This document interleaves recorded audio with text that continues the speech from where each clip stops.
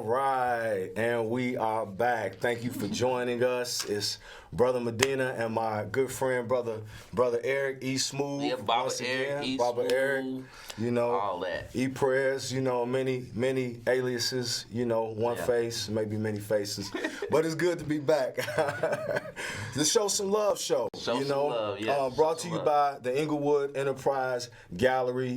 We are a creative co-working space, and our motto is uplifting humanity using arts and creativity. We're all about how do we use innovation and creativity to come deal with some of the challenges that we are facing, that our youth are facing, that our community is facing. There's a lack of creativity. Yes. World, we have to, it's a lot of stuff that we're trying to combat the ills in our community, but we have to stay creative and innovative and think outside the box because there's more than one solution to these problems. Also, just to everybody that's out there dealing with something, you know what I'm saying, keep your head up. It's important, keep pressing forward. It's a lot of stuff going on in our communities, on a lot of different levels, on a mental, on a physical, on a spiritual level. So you never know who might need that pep talk. Let's be understanding of each other and the things that we're dealing with, and hey, everybody keep their head up. A lot of people are, me including, going through a lot these days, you know what I mean? And it's always good to have a creative outlet, even though, as I'm going through what I'm going through, it's really hard to tap back into your creative side because, you get derailed really hard and just trying to get back on track and get back focused on your creativity. It's hard for some people, that might inspire them to get even more creative. For me, it just, shut me down for a minute, Yes. But it definitely is a lack of creativity in today's society. As well as being creative with how we deal with trauma. Not that everything is about art and basket weaving and all of that other stuff, but sometimes we have to engage in discussion. When dealing with things, sometimes you have to engage in role play in dealing with things. Sometimes you have to engage in writing things down, writing your thoughts out that you may have trouble expressing to other people. That's funny because one thing that has been with me ever since I was a teenager is a journal. And I'm reflecting nowadays on how powerful my journal has been to me. I got my first journal at maybe 14 years old, and I thought that it was a whack birthday present to be receiving as a teenager. But 3 years later, I finally blew the dust off of it and cracked it open. And when I was going into college and could appreciate, the power of a journal and actually writing my thoughts, because thoughts are things. Quick thing, there's a book, As a Man Thinketh, that is a historical, this book's been out for a very long time, but I definitely recommend it. It's a short read. They got a pocket version of it, but it reminds you of how powerful thoughts are. We know that this is energy, but it took thoughts to come up with the idea to create this table before it was created. So thought is a lighter form of matter, but it has weight and it has power, just like a punch. Words hit as hard as a fist. As a matter of fact, if you take the S off of the end of the word words, you put it on the front, you got a sword. So words can be used as words, or they can be used as weapons. And weaponized thoughts. So how do you weaponize thoughts other than with words, and the words, how you choreograph your words, is very important. Just to back it up a little bit, how you was talking about the journal, I never kept a journal when I was younger.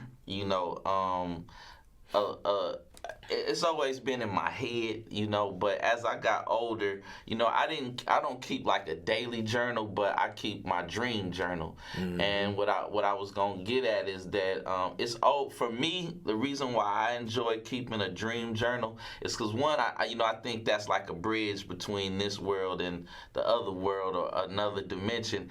But at the same time, I really enjoy going back, reading, what I wrote 4-5 years ago, you know, for some reason it just puts me back in that. As I read my dreams, I'm like, dang, I remember that dream, you know, and it just puts me back in that, in a good state of mind. So for me, you know, the pleasure is just reading and going back over some of that stuff. Absolutely. I know we got a heavy show today. It's a lot going on this month, but also chiming in on that, bro. Two things I wanted to add. That's why I mentioned it, because often what I found is that when I use my journal, when I'm serious about what I want to write down and achieving my goals, even though it may seem inconceivable when I write it down, when I reflect back on my journals, everything that I wrote down that I wanted to achieve or accomplish, I was able to do it. And at some point, that thought I put on paper, and it became more serious, and I took it more serious. Another thing is another good book that I've picked up that I'd like to share with you. Is you know, we did the Sweat Lodge and the Crystal Vortex down in Hot Springs, Arkansas, and it was a phenomenal experience. Big up to Baba Kwame Sunhorse for facilitating that for us and being the elder that he is, a researcher and historian. But there's a book called Black Elk Speaks, you know, and Black Elk is one of the Indian chiefs and medicine men, if I'm not mistaken, that brought the Lakota Nation together, you know, and he also, you know, put down like the 7 ceremonies that is involved with these different rites of passages. Well, anyway, Black Elk Speaks is a book about him compiling his visions, you know, ever since his childhood, of how the ancestors and his forefathers had been speaking to him and pretty much guiding him for the position that he wound up being in for his people. And he recognized that that was bestowed upon him at a very young age, you know. So it was very interesting. It sounds very interesting. So we got an awesome show today. Matter of fact, one more, I don't think we got around to this, but we are the Englewood Enterprise Gallery, you know. Just to let y'all know who we are. We got a new location at 35th and Racine, which is in the Bridgeport Arts Center, one of the premier artist lofts and networking spaces on the south side. One other thing, we have open studios, which is on third Fridays of every month. It's a lot of networking. A lot of the artists open their studios for people to come in and check things out. And that's also the headquarters of where we'll be launching my 1 Million Crystals movement. You know, we had the Million Man March, we had the Million Women March, we had the Million Children marching. Now I want 1 million people to march to bring crystals into the community. And what I would like is for us to anoint these crystals with positive energy, and I would like for us to create what would be the largest crystal grid of positive energy. Just like people program their computers, I want us to program these crystals with peace and love, just like the show some love. And I want to share these crystals with everybody that's willing to accept one. So to kick it off, I'm going to be giving some crystals away. So each person gonna get their own crystal. Don't be greedy, all right? Everybody get one crystal, all right? I did say free. Everybody get one crystal, okay? So I'm not gonna give 1 million to one person, and I'm gonna need a little help distributing them. So just one person, one crystal. If it's for your children, then bring your children, and I got a crystal for them, all right? Because there's enough to go around. They come from the earth. Mother Earth has blessed us with these elements of ancient technology. So since we have tried so many things and so many strategies to interject peace and harmony and unity in our communities, I came up with an out-of-the-box, a thinking outside of the box approach. You know, if I believe in the peaceful and positive energy that the crystals have, then I believe if I share it with somebody, then some of that energy will be passed along to them. So I'm really trying to spread the energy around and show some love. So the whole concept of show some love, the 1 Million Crystals movement, we're going to have a movement of 1 million crystals into the Chicagoland area. Also, on another note, because it's a jam-packed show, all right, and it's going to get a little heated, all right? If you like something that we're talking about, call in 312-738-1060. Quick announcement. One of our community partners just told me today they have some paid vocational training. Yes, that's paid, and you can learn. Earn while you learn while you earn. Reach out to us, the Englewood Enterprise Gallery, Brother Medina. You can, DM me on IG, if I said that right, at Medina the Artist on Instagram. All right, they have industry certifications. They got help with job placement assistance and all of that. The summer is coming up. We got a lot of young people graduating, and what we are working on is trying to continue to create pipelines to positivity and pipelines to power for our young people. So the city colleges got a lot of programs. It's a lot of vocational programs that are coming back trying to empower our young people so that they can change their position and status in life for them and their family. Yeah, I mean, I totally agree. I mean, we need some good positive avenues for a lot of these youngsters. Me being an ex-teacher, I felt like, teachers, not just teachers, but people in those positions that's doing some kind of teaching or some form of mentoring and all that. It's a heavy burden on them right now. To keep these children down a positive road, because we basically are battling. Even though we sit up here and use social media ourselves, but in the same time, it's a curse. When you allow a lot of these kids to learn what they learning on social media, so it trickles down to to us trying to show them a positive way, because they seeing so much negative on social media. Yeah, social media as well as other things is like a tool, like a hammer. You could use a hammer, you could build a house with it, put some nails in, or you could take it and slam it on your toe if you want, repeatedly. So we got to be wise in how we make these maneuvers. Just like I try to encourage the young people when we do our mentoring over the summer. I forgot to mention, big up to the Chicago Community Trust for continuing to help community organizations increase their capacity.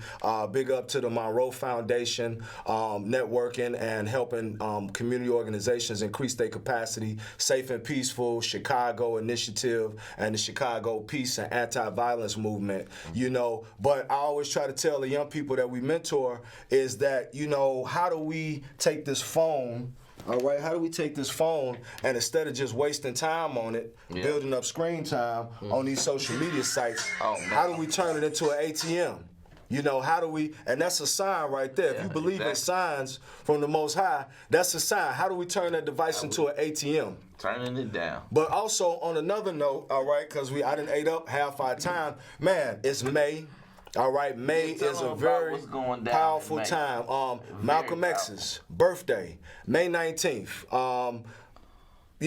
May he rest in paradise, and may God be pleased with him and the things that he did while he was on earth. The Honorable Malcolm X. To our young people or even to our old people who don't know much about Malcolm X, Google him, all right? Because I ain't got enough time to tell you all about him, but it's something that you should know. But I'm going to share with you one of his most powerful quotes that I believe in and a lot of people overlook. But Malcolm X said, "Of all our studies, it is history that is best qualified to reward our research." Of all our studies, it is history that is best qualified to reward our research. So he's saying that we are rewarded by having a knowledge of self. We are rewarded by not being afraid of history, which we are not afraid of history. We love arts and we love creativity, but history and literary science is just as important and just as powerful. So with that said, there's another major historical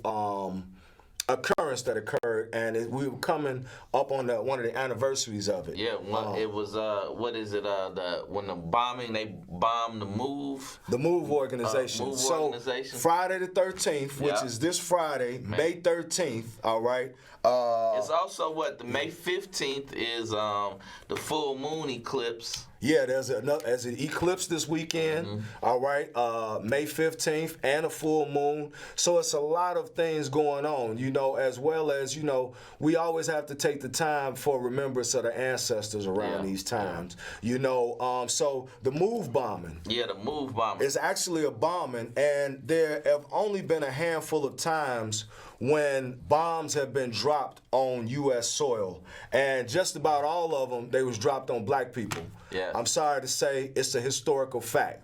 That's why it's important that we reward ourselves with the research and understanding of knowledge itself. Yeah, my bad, not to cut you off, but I mean, I was going to, you know, just give a small little history of, you know, some people might not know what happened in Philadelphia in 1985 with the MOVE organization. You know, they was a collective of brothers and sisters that, I mean, I ain't going to get into the whole thing, but, you know. We got a video. We got a video. But hold on, my bad. Have you seen the video of when they dropped that bomb on them? I've seen it. And not only did they drop the bomb and level an entire city square block. Man, this was in the 80s. Houses. This ain't even Tulsa, which is at the end of the month. Yeah. You know, the Tulsa massacre in which they dropped bombs. You know, this was in the 80s. I think the Bears won the Super Bowl in the 80s. 85, you know, this 85. was like Sugar Hill Gang 80s. This was not,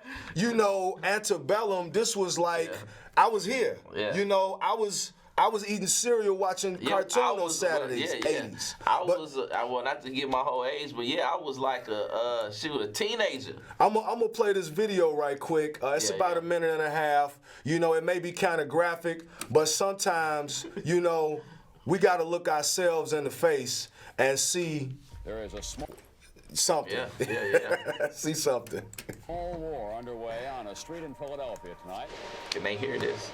There was gunshots, thousands of rounds of bullets from the police. Police moved in with tear gas and water cannon. They wanted to kill our children. I had recommended to use an explosive entry device. The house shook. Smoke was coming in, so we knew they dropped the bomb on us. Crazy. Police allowed the you blaze just to dropping burn an bombs hour from and a half helicopters? before calling in firefighters. I don't care what they said.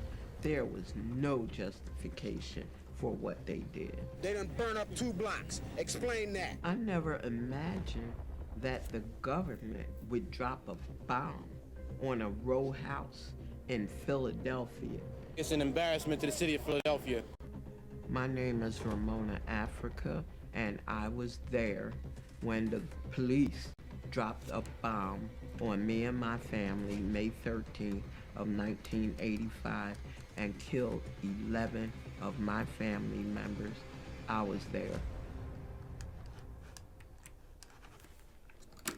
All right, that might have been kind of graphic, y'all. I apologize for that, but the government should be apologizing. I don't know if they ever apologized, you know, but it's important that we continue to remember these different things because it helps us keep things in perspective, especially for the young people, you know, because they are not really aware of why you have people in the streets today still fighting for certain things, you know. But when you live in a place that would do that to its own people, then it helps you keep things in perspective that maybe we are not out of that time. So you always have to be mindful of the direction that you headed in your community, you know, how you know, what you do to yourself in your community. Because what you do to yourself will actually dictate what others are allowed to do to you.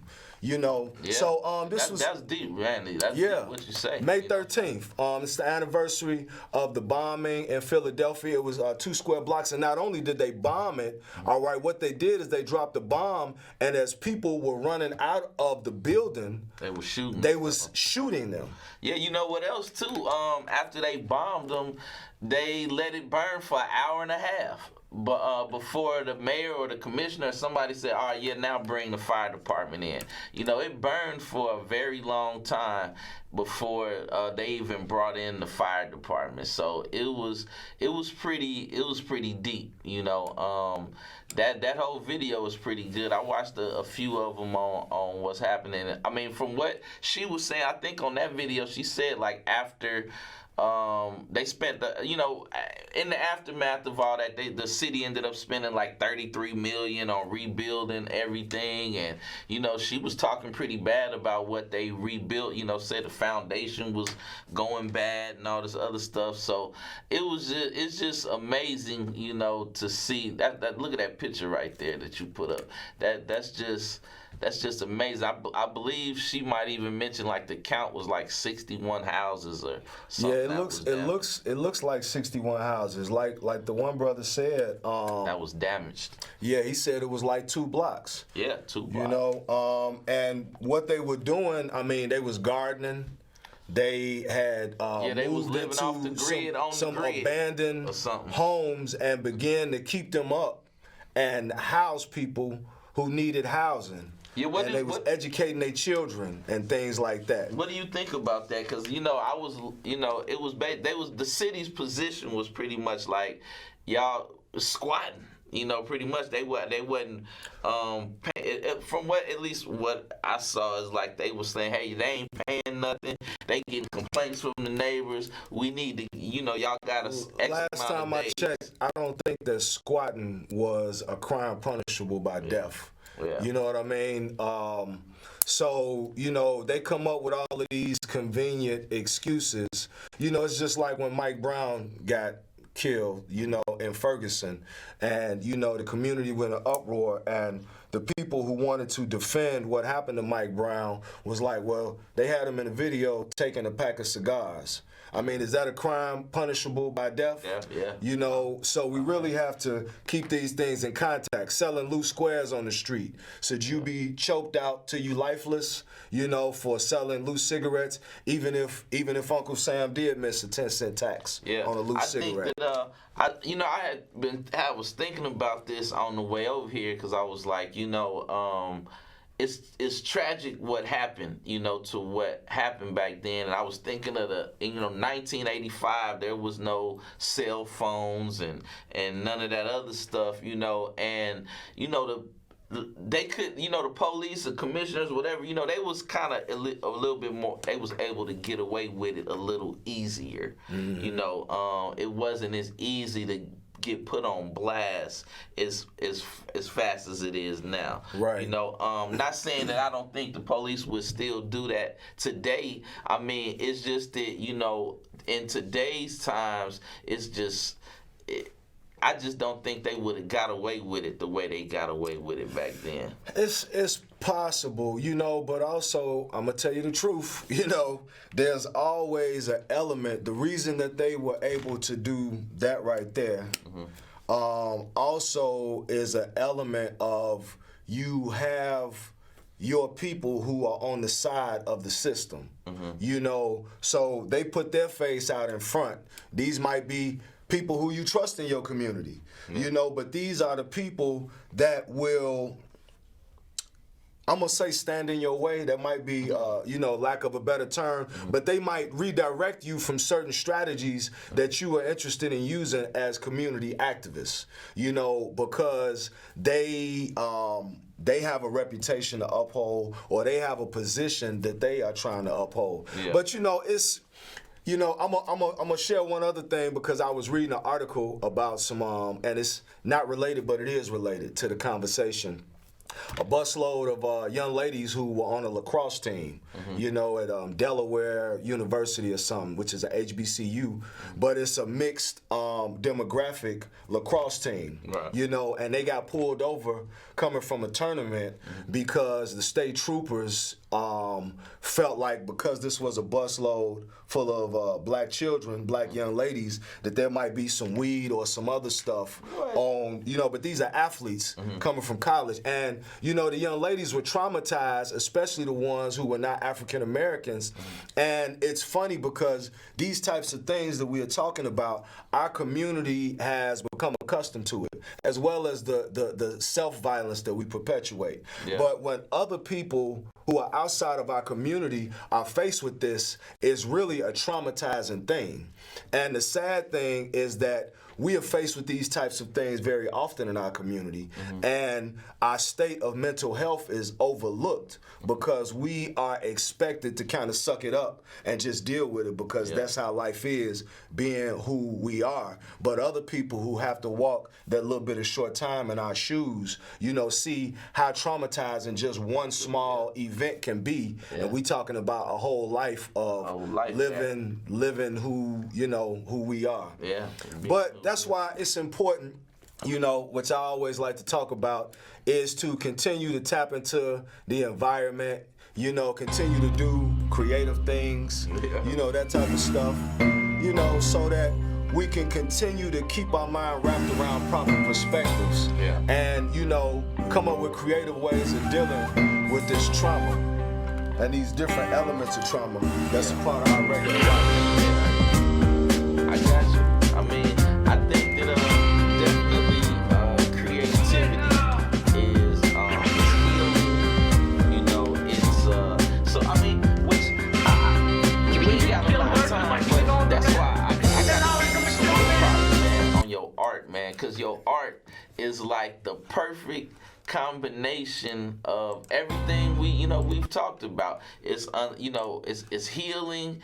It's a form of I guess I'm sure you like you releasing your creativity. It's and then you intertwine that with the colors and the crystals. Yeah. And it don't get that's my piece right there. Yeah, that one is yours, brother. Dark. That one is. I think I put your name on the back of it. But the stuff you be pulling off, man, I'm just like very impressed. And like I could really see you going somewhere with it as far as like getting very, I know you already recognized, but I could see you just some of your stuff being like in an auction or something, man. And people they go. Matter of fact, not to get off subject, but did you see that Andy Warhol painting the sold the other day? I didn't. For $150 million, wow. A painting of Marilyn Monroe. Wow. Did I ever show you the banana taped to the wall? It was just a banana taped to the wall. Somebody sold it for $200,000. Then they came back next week and sold another one. Somebody took that banana taped to it. Was at Art Basel. $200,000 for a banana taped to the wall. But man, I appreciate that. Just a disclaimer: I didn't pay you to say that, did I? Okay, I didn't pay him to say that. Not on top of the I tape. appreciate it.